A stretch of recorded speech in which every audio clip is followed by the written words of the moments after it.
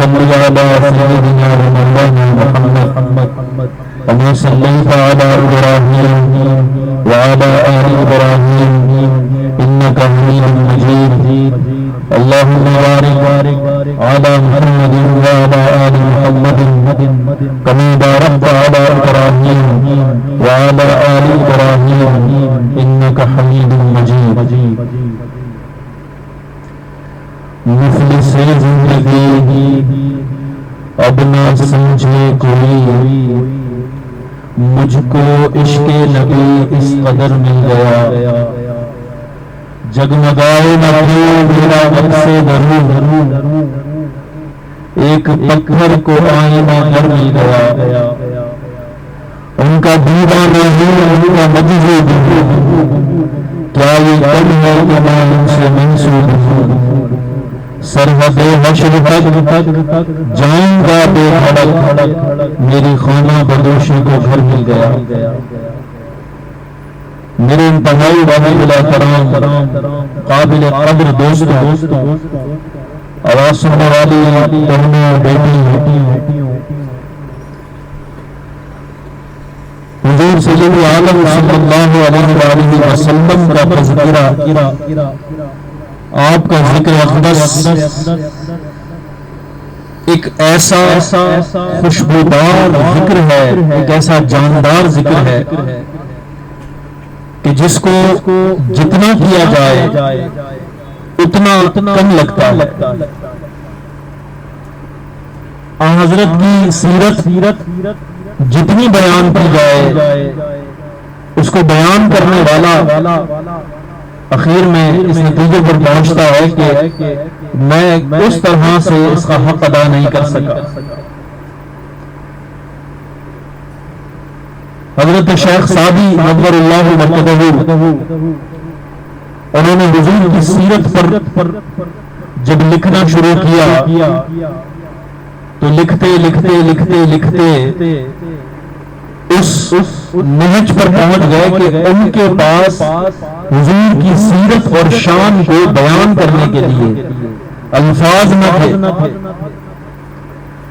بالآخر یہ کہہ کر اپنے قلم کو رکھ دیا لا يمكن الثناء كما كان حقه بعد از خدا بزرگ طویل قصہ مختصر کہا یا رسول اللہ صلی اللہ علیہ وسلم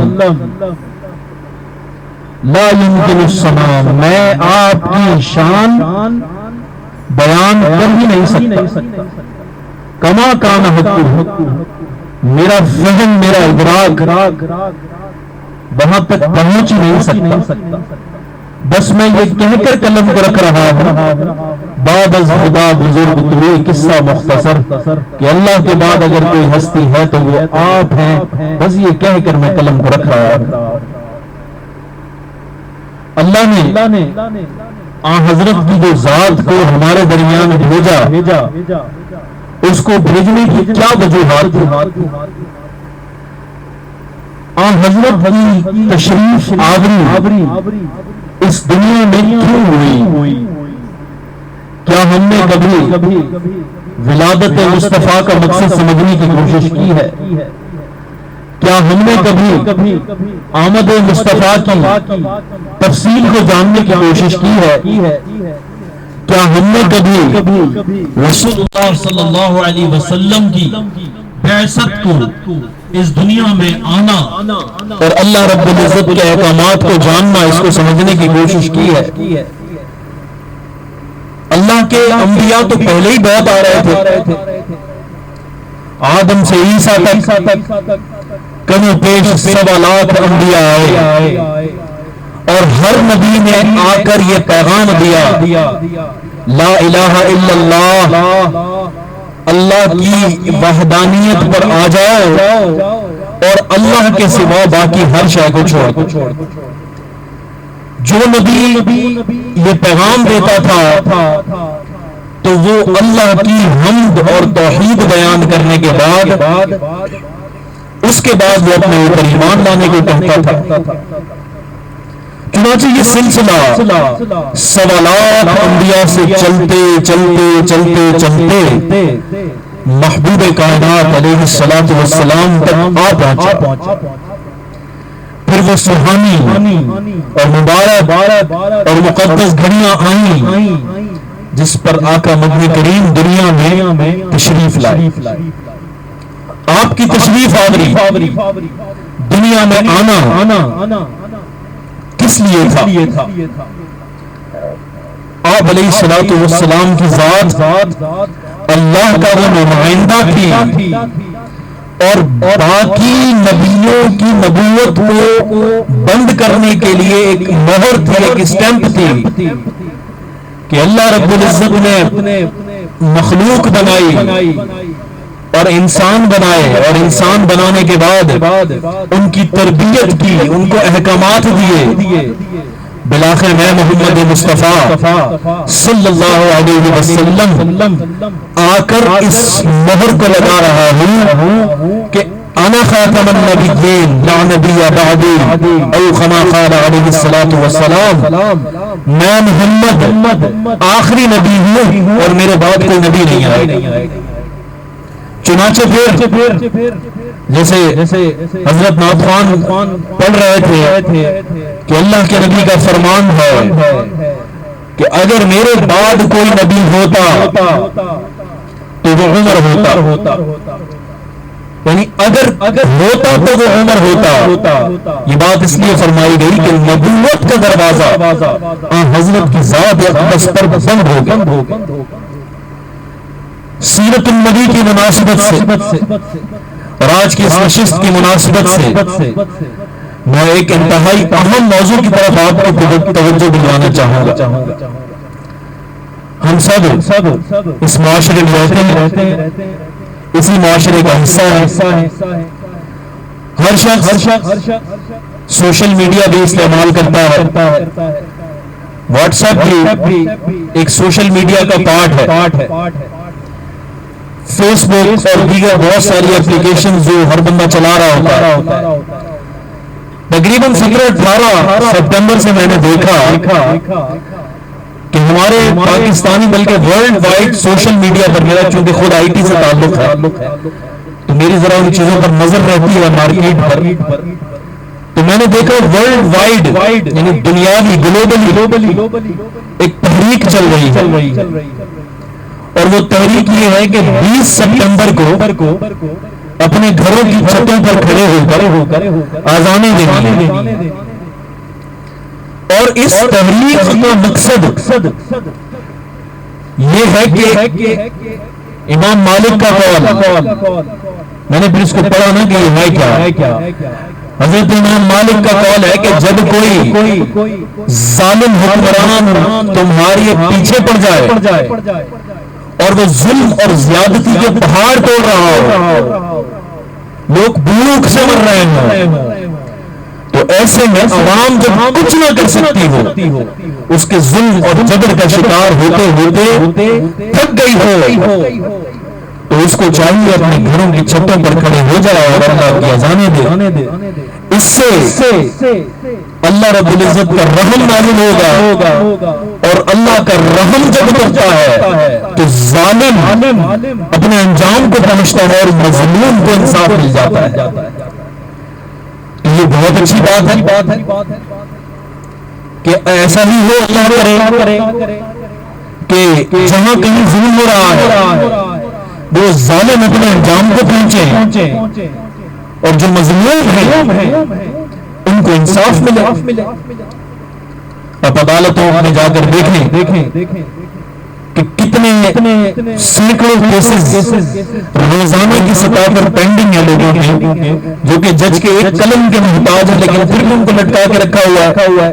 تو ظلم تو ہو رہا ہے نا بھائی. جو مالدار ہے وہ مالدار سے مالدار ہوتا چلا جا رہا ہے اور جو مسکین ہے وہ پستا چلا جا رہا ہے. ظلم تو ہو رہا ہے.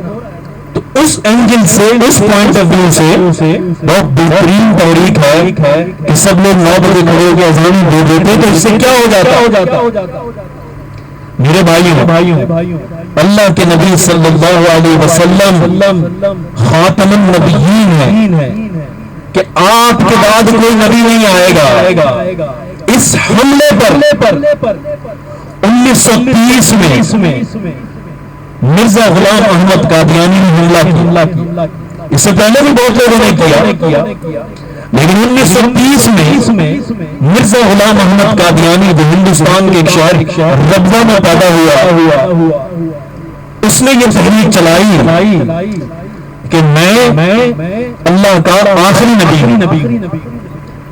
اچھا، غلام احمد قادیانی جو ہے وہ پہلے ایک صوفی تھا، ایک بزرگ تھا، ایک شیخ تھا. پھر بنتے وہ فارسی میں کہتے ہیں پیر نہ پرانند مرید پرانند، کہ پیر خود نہیں اڑتا، اس کو مرید اڑاتے ہیں. حضرت خواب دیکھا تھا، اللہ کے نبی کھڑے ہو کے آپ کو یہ کہہ رہے تھے، اور پیر صاحب کے گئے اوپر. اسی طرح حضرت بایزید بستامی کے پاس ایک شخص آیا، کہا حضرت خواب دیکھا ہے جنت میں بڑی سی کرسی لگی ہے، اور اللہ رب العزت مجھ سے فرما رہے ہیں تیری ساری عبادتیں بڑی پسند آ گئیں اور تو کیا عبادت کرتا ہے. تو شیخ نے فرمایا بیٹا جب دوبارہ یہ منظر دیکھنا نا تو اس وقت لا حول ولا قوت الا باللہ پڑھ لینا. تو دوبارہ منظر آیا اور مرید نے خواب دیکھا جنت میں محل پہ بیٹھا ہے اور اللہ رب العزت اس سے مخاطب ہے.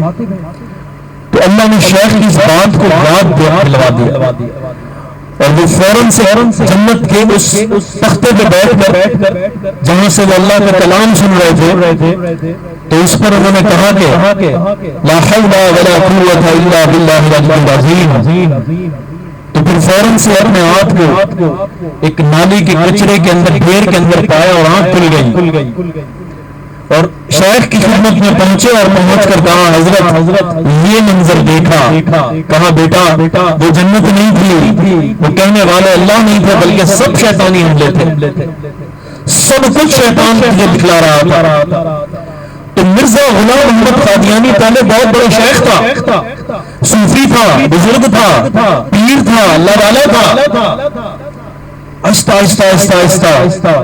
اس نے شیخ زمان ہونے کا دعویٰ کیا کہ میں زمانے کا شیخ ہوں، اس زمانے میں مجھ سے بڑا کوئی شیخ نہیں.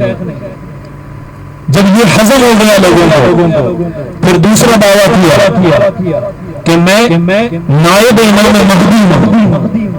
امام مہدی جب آئیں گے نا تو ان کو میں فیسیلیٹیٹ کروں گا، بتلاؤں گا کہ آپ نے کیسے تحریکیں چلانی ہے. یہ حضرت ہو گئے تو پھر کہا کہ وہ تو نہیں آ رہے، مجھے عہدہ ٹرانسفر کر دیا لہٰذا میں مہدی ہوں. اس پر ریئیکشن ہونا شروع ہوا. ظاہر ہے مہدی کے لیے تو اللہ کے نبی کی حدیثیں ہیں، ختم نبوت کی تحریک ایکٹیو ہیں کہ یہ کیا ہو رہا ہے. بہرحال جب اس پہ بھی اس کو شیلٹرز ملے، محفوظ اس کو حفاظت کی گئی تو پھر آخر اس نے اللہ کے آخری نبی ہونے کا دعویٰ کر دیا. اور یہ دعویٰ سارے دعووں کی طرح اس کے ساتھ ظلمت کو بڑھاتا چلا گیا. عطا اللہ شاہ بخاری رحمہ اللہ تعالی کہ تحریک ختم نبوت کے ایک ایسے سپاہی تھے کہ ٹوپی نہیں پہنتے تھے، بڑی بڑی زلفیں رکھ رکھی تھی، کلہاڑی ہاتھ میں ہوتی تھی اور کہتے تھے کہ میں سر کو اس لیے ڈھانپا جاتا ہے کہ یہ عزت کی بات ہے، اللہ کے رسول کی عزت جہاں پامال ہو عطا اللہ وہاں اپنی عزت کی پرواہ کرتا رہے. ایک عجیب عقیدے میں آ کے ٹوپی اتار دی، کبھی زندگی میں نہیں پہنی اور کلہاڑی ساتھ رکھتے تھے اور کہتے تھے کہ کوئی بھی شخص ایسا مجھے نظر آئے جو اللہ کے نبی کے بارے میں کہے کہ وہ آخری نبی نہیں ہے یعنی قادیانی ہو تو میں اسی وقت اس کی گردن اڑاتا. عجیب جنونی آدمی تھا. تو مرزا غلام احمد قادیانی 1930 میں جو تحریک چلاتے ہیں وہ 1948 میں بہت بہترین طریقے سے آگے بڑھ جاتی ہے اور 1948 20 ستمبر کو ربضہ میں ان کے ایک مرکز کی بنیاد رکھی جاتی ہے اور ان کے تمام فالوورز کو کہا جاتا ہے کہ اس دن سارے قادیانی گھروں کی چھتوں پر کھڑے ہو کے اذانیں دیں. اور یہ جو لوگ اللہ کے ہمارے نبی کو آخری نبی نہیں مانتے، یہ آخری نبی ماننا شروع ہو گئے، یہ ظلم ہو رہا ہے ہم پر. لہذا انہوں نے اذانیں دینا شروع کر. اس دن ان کا ایک قریبی ساتھی جس کا نام حکیم نور الدین تھا، اتفاق سے وہ بھی فوت ہو گیا. تو یہ تحریک ساری ان کی بنائی ہوئی تھی.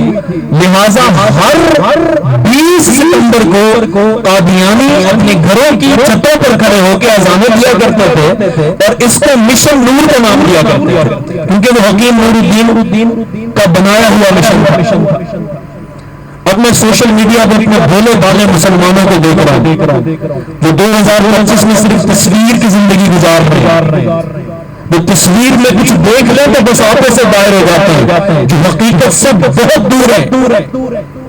وہ ہمارا بھولا بھالا سیدھا سادہ نوجوان اور مسلمان تحریک چلا رہا ہے کہ سب لوگ گھر کی چھت پر کھڑے ہو کے اذانیں دیں اور ظالم حکمرانوں سے نجات دیں. بھائی آپ کی اس بات کی ہم دل سے قدر کرتے ہیں، لیکن اللہ کے لیے علماء سے، صلحاء سے، اللہ والوں سے تعلق قائم کر کے کچھ کرو تو وہ چیز آپ کو جہنم میں نہیں لے جائے گی. اگر ان کے پیچھے کوئی اللہ والا ہوتا، کوئی صوفی ہوتا، کوئی عالم ہوتا تو ان کو بتلاتا میاں اذانیں دینا بڑی اچھی بات ہے، 21 کو دے دو، 19 کو دے دو، کوئی مسئلہ نہیں. آپ بالکل پیٹرن امام مالک کا فالو کر رہے ہو، ٹھیک ہے، لیکن عین اس کی اذان دینا اور اس کو وہی نام دینا جو ان کی کتابوں میں درج ہے، کس رستے پر جا رہے ہو؟ کون سی منزل کے مسافر بن گئے ہو اور کون سا تم نے سفر اختیار کر لیا ہے جس میں سامنے ظلمت، اندھیرا اور سوا ذلت کے اور کچھ نہیں ہے. انجانے میں، غفلت میں، نادانستگی میں، ناسمجھی میں ہم قادیانیت کو سپورٹ کر. آپ بتائیے کہ قادیانیت کا یہ مشن کتنا زیادہ، یعنی ہمارے بھولے بھالے نوجوانوں کے کندھے پر رکھ کے قادیانیت نے کیسے ظاہر کیا. اور ہم اتنے جذباتی ہیں کہ فوراً سے جذبات کے ترازو میں تل کر حقیقت کو بھول جاتے. اللہ رب العزت نے الحمدللہ اہل حق علماء صوفیاء مشائخ اس زمانے میں رکھے ہیں جو صحیح کو صحیح اور غلط کو غلط کر کے بتلاتے ہیں. تو اللہ کے نبی آخری نبی تھے، آپ آئے دنیا میں جہاں ان کے کئی مقصد تھے، وہاں ایک مقصد یہ بھی تھا کہ مجھ پر نبوت ختم ہو چکی ہے. انا خاتم النبیین لا نبی بعدی او کما قال علیہ الصلوۃ والسلام. اب اس مقصد اور اس مشن کو لے کر صحابہ آگے چلے کہ حضور کی دنیا میں آمد کا مقصد کیا تھا کہ بھٹکی ہوئی انسانیت، وہ اللہ کے بندے، وہ اللہ کی بندیاں جو اللہ اور اللہ کے رسول کے در سے اپنے منہ کو موڑے ہوئے ہیں، واپس اس در کی طرف لوٹ آئیں کہ حقیقی کامیابی اسی در پر ہے. اللہ کے رسول کی آمد کا مقصد، بعثت کا مقصد، تشریف آوری کا مقصد جنگیں نہیں تھی، جنون نہیں تھا، حکومتیں نہیں تھی، نظام نہیں تھا، بلکہ ایک ایسی خوبصورت اسلامی ریاست تھی کہ جس میں ظالم کو اس کے انجام تک پہنچایا جائے، مظلوم کا ساتھ دیا جائے. ایک ایسا معاشرہ جس میں بہنوں اور بیٹیوں کو جوتے کی نوک پر رکھا جاتا تھا. ایک ایسا معاشرہ جہاں بیٹی پیدا ہوتے ہی اسے زندہ زمین میں دفن کر دیا جاتا تھا. اس معاشرے میں پیغمبر آخر دو جہاں سرور دو عالم صلی اللہ علیہ وسلم آئے اور آ کر معاشرے کو عزت بتلائی اور بیٹیوں کے سینے سے لگایا اور ان کا مقام بتلایا اور بتلایا کہ یہ تو رحمتیں ہیں اللہ کی جن کو تم اپنے گھروں میں بوجھ سمجھتے ہو. پھر محبوب نے ایسی ترغیب دی فرمایا جس کی ایک بیٹی ہو وہ خوش ہو جائے کیونکہ میری پہلی بیٹی بھی اللہ نے مجھے بیٹی دی تھی, اور جس کی دو بیٹیاں ہوں وہ خوش ہو جائے جنت میں اس کا گھر اور میرا گھر سامنے ہوگا. فرمایا جس کی 3 بیٹیاں ہوں وہ اور میں محمد, اللہ کے نبی نے دونوں انگلیوں کو ملا لیا. فرمایا وہ اور میں محمد جنت میں محشر میں ہر مقام پر ایسے چمٹ کر رہیں گے جس کی 3 بیٹیاں ہوں اور اس نے اس کی تربیت کی اور اللہ کی رضا کے لیے ان کو پڑھایا, ان کی تربیت کی اور بالغ ہونے کے بعد ان کو رخصت کر. وہ بیٹیاں جن کو زمین میں دفن کر دیا جاتا تھا آج ان کی عزت اور تربیت کرنے کے بعد جنتوں کی بشارتیں مل رہی ہیں. پھر کیسی عزت کر کے دکھائی آپ کی صاحبزادی حضرت سیدہ فاطمہ الزہرا رضی اللہ عنہما, ایک ایسی شہزادی کہ جنہیں جنتی عورتوں کی سردارن کہا گیا. میری مائیں بہنیں بیٹیاں اگر کسی کو رول ماڈل بنانا چاہتی ہیں تو سیدہ کائنات بی بی فاطمہ الزہرا کی شخصیت ان کے لیے رول ماڈل. وہ رسول اللہ کی اولاد ہے, وہ جنتی عورتوں کی سردار ہیں, اور پھر کردار ایسا پاکیزہ, شان ایسی پاکیزہ کہ انتقال کا وقت قریب ہے. حضرت علی کے کان میں کہتے ہیں علی صبح ہو رہی ہے, مجھے لگتا ہے زیادہ وقت میری سانسیں چلنے والی نہیں. ایک درخواست ہے جب میرا انتقال ہو جائے اور روح پرواز کر جائے تو میرا جنازہ روشنی میں نہ اٹھانا, رات کے اندھیرے میں اٹھانا کہ میرے جنازے پر بھی کسی نامحرم کی نظر نہ پڑے. سیدہ کائنات ہیں, اللہ کے نبی کی اولاد ہیں, جنتی عورتوں کی سردار ہیں, اور تقویٰ اور پردہ کا یہ عالم ہے کہ میرا جنازہ اس وقت سے کہ میرے کفن اور میرے جنازے پر بھی کسی نامحرم کی نظر نہ پڑے. میں رسول خدا کی بیٹی ہوں, اللہ کو کیا وہ دکھاؤں گی جا کے. عورتوں کے لیے سیدہ کائنات بہترین رول ماڈل ہے. اور پھر اللہ کے نبی نے بیٹیوں کی کیسی عزت کر کے دکھائی تو بی بی فاطمہ الزہرا جب آپ کے دولت خانہ میں آیا کرتی تھی حضور کھڑے ہو جایا کرتے تھے, اور کھڑے ہونے کے بعد اپنی سیاہ کملی یعنی چادر مبارک کو اتار کے نیچے بچھایا کرتے تھے اور بیٹی کو ویلکم کر کے اس کو بٹھایا کرتے تھے. پہلے ان کو بٹھاتے تھے, بعد میں خود بیٹھا. کیا عزت دی, کیا احترام دیا.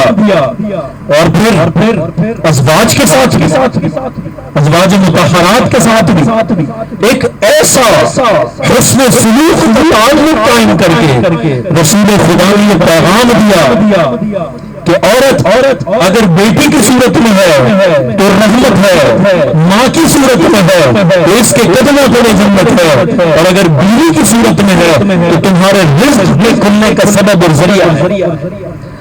ایک صحابی آیا, رسول اللہ رزق کی بڑی تنگی ہے, کہ شادی کر لو. آپ علیہ الصلوۃ والسلام کی خدمت میں ایک صحابی آیا, رزق کی تنگی ہے, کہا شادی کر لو. پھر فرمایا کہ رزق کو تلاش کرو نکاح کے ذریعے سے, اور رزق مرد کا رزق اللہ نے عورت کے نصیب سے لکھا ہوتا ہے. اور ایسا نہیں ہے کہ اگر میاں بیوی آپس میں شادی ہوئی اس کے بعد تندرستی ہو گئی تو پھر یہ دھیان رکھنا ہے, یہ تانا دینا کہ یہ اس لیے ہے کہ تمہارے نصیب میں رزق نہیں. اللہ رب العزت نے رزق جتنا لکھا ہے جب تک وہ نہیں ملے گا انسان مر نہیں سکتا. تو رزق عورت کے نصیب سے کہ مرد کو کہا کہ اگر مالدار ہونا اور فراوانی چاہتے ہو تو رزق تلاش کرو نکاح کے ذریعے سے. نبی علیہ الصلوۃ والسلام نے یہ پیغام دیا. تو عورتوں کو جو عزت دی محمدی شریعت میں نبی کریم صلی اللہ علیہ وسلم نے, وہ کسی بھی مسلک اور مذہب میں پہلے دور کے اندر نہیں ملی. آقا کریم علیہ الصلوۃ والسلام کیا خوبصورت نظام لے کر آئے. حضرت ابو سفیان جو مکہ کے بڑے سردار تھے، جب اللہ کے نبی نے نبوت کا اعلان فرما دیا تو کفر کے ایوانوں میں ہلچل مچ گئی. ایک شخص ہے جو کہتا ہے کہ میں اللہ کا نبی ہوں. ایک شخص ہے جو کہتا ہے کہ 360 بتوں کی عبادت چھوڑو، ایک رب کے سامنے جھک جاؤ. ایک شخص ہے جو کہتا ہے کہ جوتے کا تسمہ بھی ٹوٹے تو دو نفل پڑھ کے اللہ سے مانگو. ایک شخص ہے جو کہتا ہے کہ ظلم نہ کرو، رشوت نہ لو، حرام نہ کھاؤ، جھوٹ نہ بولو. ایک شخص ہے جو یہ باتیں کرتا ہے. کفر کے ایوانوں میں ہلچل مچ گئی. کیسر و کسرا کا بادشاہ ہرکل اپنی سلطنت میں بیٹھا سوچ رہا ہے کہ لگتا ایسا ہے کہ یہ شخص جو تحریک چلا رہا ہے یہ ہمارے اگینسٹ آگے کھڑا ہو جائے گا. لہذا کسرا کی طرف جو بھی وفود جایا کرتے تھے اس نے اپنی فوجوں کو کہہ رکھا تھا مکہ سے کبھی کوئی سمجھدار شخص آئے نا تو اس کو میرے پاس لے آنا. تو ایک دن مکہ سے قافلہ گیا. ابو سفیان جو اس وقت ایمان نہیں لائے تھے، وہ سردار تھے مکہ کے بڑے سمجھدار لوگوں میں سے. تو فوجوں نے دیکھ لیا کہ ابو سفیان نے کہا آپ سے ہرکل ملنا چاہتا ہے. تو ہرکل کو کسرا کے بادشاہ کو ابو سفیان سے ملوایا گیا. اب چونکہ اس وقت ایمان نہیں لائے تھے تو حضرت ابو سفیان سے ہرکل نے سوال کیا کہ بھائی وہ ہم نے سنا ہے کہ آپ کے شہر میں ایک شخص ہے اس نے نبوت کا دعویٰ کیا ہے. تو ابو سفیان کہنے لگے جی ہاں ایک شخص ہے اس نے نبوت کا دعویٰ کیا. یاد رکھیے میرے دوستوں، یہ جو سوالات ہو رہے ہیں ہرکل جو سلطنت کسرا کا بادشاہ ہے وہ حضرت ابو سفیان سے سوالات کر رہا ہے. ابو سفیان ابھی ایمان نہیں لائے، یعنی ٹوٹل مخالف سمت میں ہیں، اور سوال بھی وہ ان سے کر رہے جو سردار ہیں. کہا کہ یہ بتاؤ کہ ان کے آباء اجداد میں نسلوں نے پہلے کسی نے نبوت کا دعویٰ کیا؟ تو ابو سفیان بولا نہیں، پہلے تو ان کی نسل میں کسی نے دعویٰ نہیں کیا. کہا دوسرا سوال یہ بتاؤ اس کا نسل کون سا ہے؟ کہا عربوں میں جو سب سے اعلی نسل ہے نا ہاشم یہ وہ ہے. کہا کہ اچھا یہ بتاؤ انہوں نے کوئی ایجوکیشن حاصل کی ہونے کے بعد کتنی عمر ہے؟ 40 سال کا. 40 سال تک یہ لگے رہے کہیں پڑھتے رہے، کچھ علم حاصل کرتے رہے. تو اپنے آپ کو امی فرماتے ہیں کہ انا امی، مجھے تو کچھ نہیں آتا. 3 سوال سلطنت کا بادشاہ پوچھ رہا ہے اور جواب دینے والے ابو سفیان جو کہ مخالف ہیں، اور تینوں جوابات ایسے دے رہے ہیں کہ اس میں گنجائش تک نہیں ہے کہ اس کے اندر وہ کوئی گڑبڑ کر سکے. کسرا کے بادشاہ نے کہا چوتھا سوال یہ بتاؤ کہ اس نے کبھی جھوٹ بولا ہے؟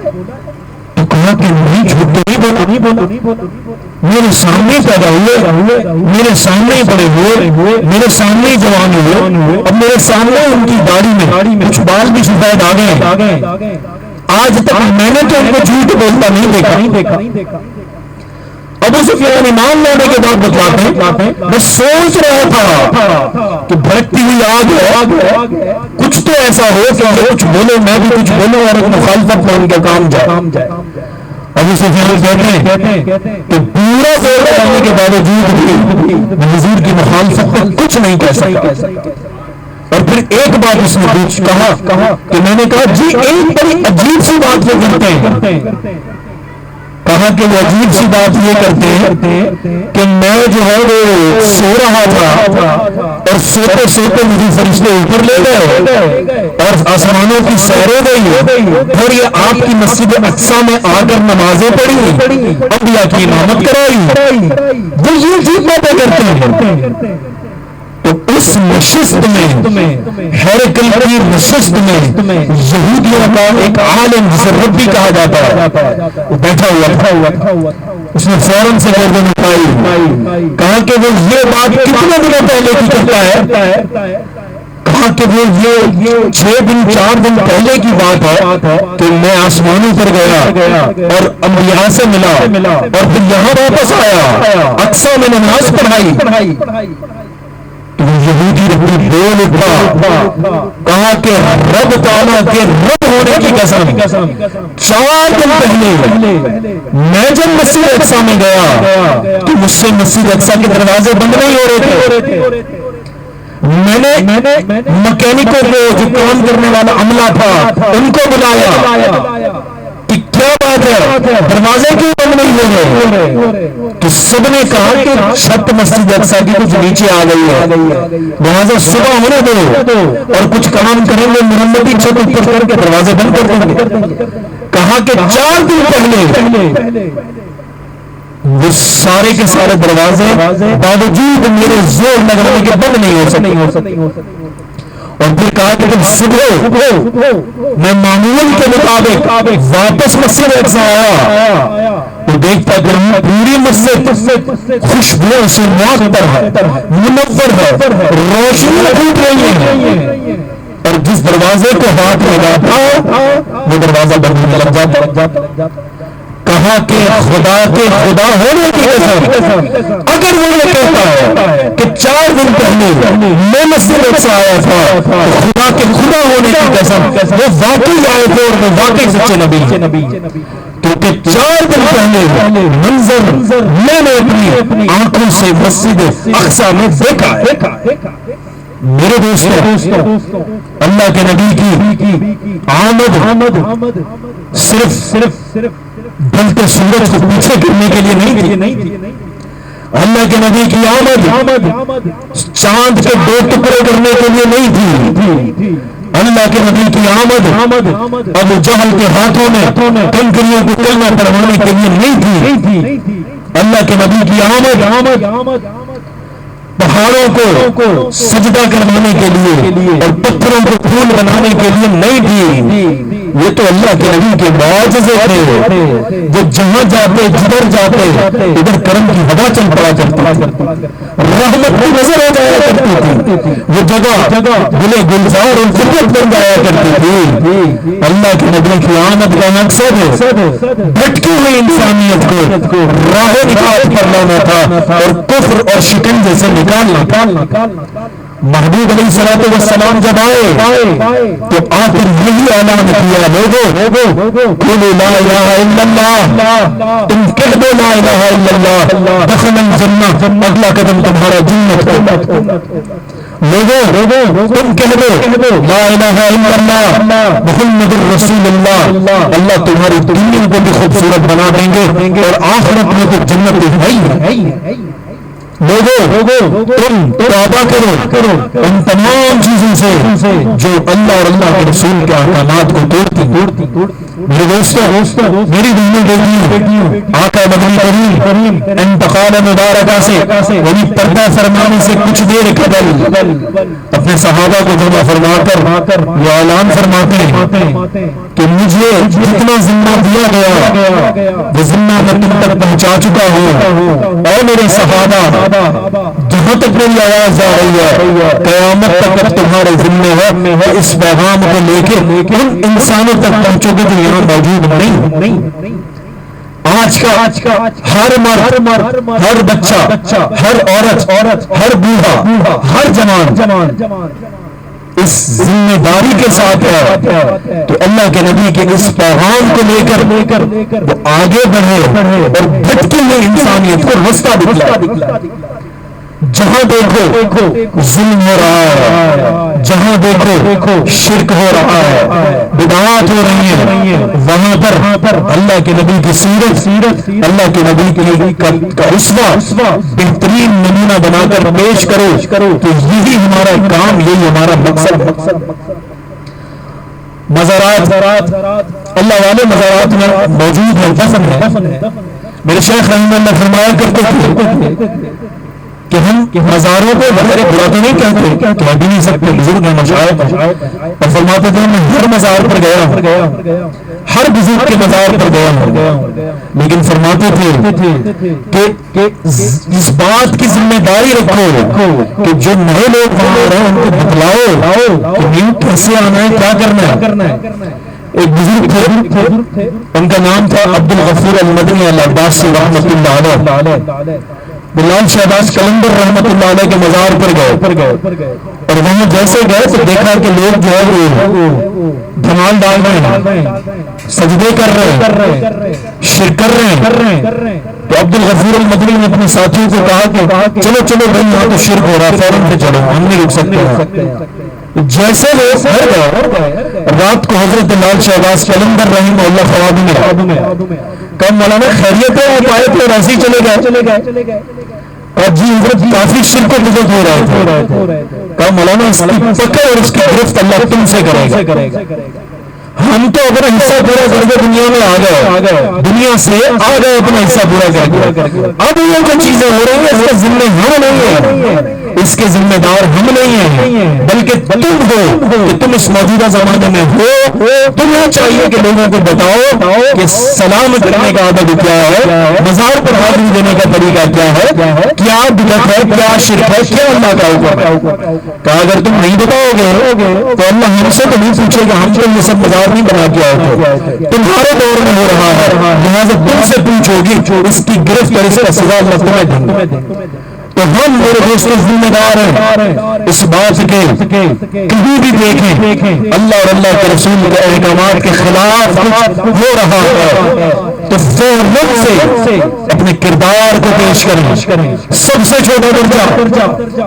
چھوٹا درجہ یہ ہے کہ اس چیز کو دل میں برا جانا، اور یہ ایمان کا سب سے ضعیف ترین درجہ ہے کہ دل میں برا جانے کہ یہ چیز ٹھیک ہے اور یہ چیز ٹھیک نہیں ہے۔ اور دوسرا درجہ یہ ہے اللہ کے رسول کے عشق کا اور ایمان کا اور شریعت محمدی کا کہ اسے اپنی زبان سے کہیں، زبان سے بولیں کہ یہ غلط ہو رہا ہے، غلط کو غلط اور صحیح کو صحیح کہیں۔ اور تیسرا درجہ اپنے ہاتھ سے اس کو روکے، فرمایا یہ ایمان کا سب سے افضل اور اعلیٰ ترین درجہ ہے کہ اللہ رب العزت نے کسی کو یہ طاقت دی ہے کہ وہ برائی کو ہاتھ سے روک سکتا ہے تو ہاتھ سے روک، زبان سے اس کو برا کہہ سکتا ہے تو زبان سے کہو، ورنہ دل میں تو برائی کو برائی جانا اور اچھائی کو اچھائی جانا اگر یہ بھی نہیں ہے تو پھر میرے دوستوں ہم ایمان کے درجے پر نہیں کھڑے ہوئے۔